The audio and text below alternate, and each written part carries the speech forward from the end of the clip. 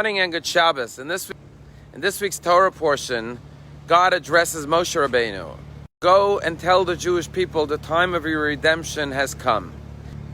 Now, if you recall, when God came to Moshe at the burning bush, Moshe was reluctant to go because he said, the Jewish people, I am of uncircumcised lips. I am not able to communicate well.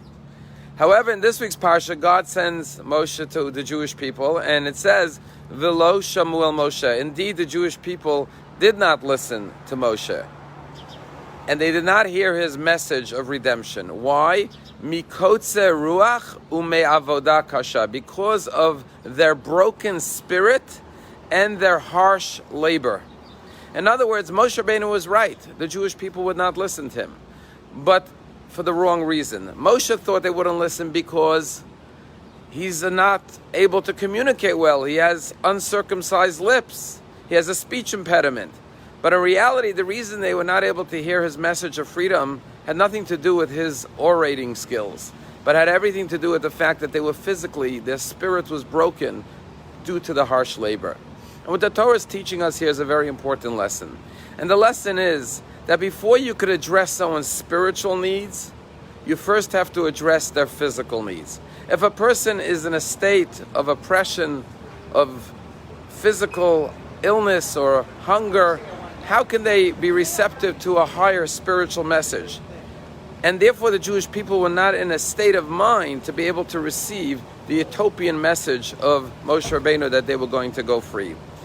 There's a famous Jewish psychologist, Abraham Maslow, who created what's called the Maslow hierarchy of needs. And he listed 6 levels of human needs. The lowest level is physical needs. The second level above that is safety, security. The third level going higher is love and belonging. The fourth level above that is self-esteem and recognition. The fifth level above that is the need for fulfillment and reaching your potential and self-actualization. But the ultimate level, the 6th level, is actually transcendence, to be able to transcend your being through spirituality and through noble deeds and acts. And so a person cannot ascend to the higher levels if they have not first fulfilled the lower levels. And so Judaism teaches us an important lesson. As Rabbi Levi Yitzchak of Berditchev said, don't worry about the state of someone else's soul and your physical needs. Worry about the physical needs of others and the state of your own soul. And therefore, before we could address and inspire the soul of our fellow man, first we have to take care of their physical material needs. I want to share with you a personal story. When I was 19 years old, I went to learn in Melbourne, Australia. I was sent as a shliach of the Rabbi to strengthen the school there with a group of fellow students. And I learned for 2 years under the Rosh Hashiva, the rabbi of the school. His name was Rabbi Benjamin Binyamin Cohen. Great scholar, a great pious man. And for 2 years, I sat in his class each and every day and studied. But the greatest lesson he ever taught me was on the last day of school when I left Australia. I had stayed on a little bit longer than the school had ended, and I stayed in the dormitory, and the last day, the day that my flight was leaving, the yeshiva kitchen had already closed. And I was thinking, okay, I'll just manage. And Rabbi Cohen came to me and said, Moshe, where are you eating breakfast tomorrow morning? The yeshiva kitchen is closed.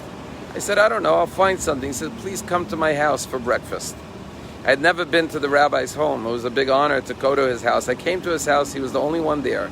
And he had set up the kitchen table with 6 different boxes of cereals and eggs, and he had prepared a salad, and he had juice and milk and cake.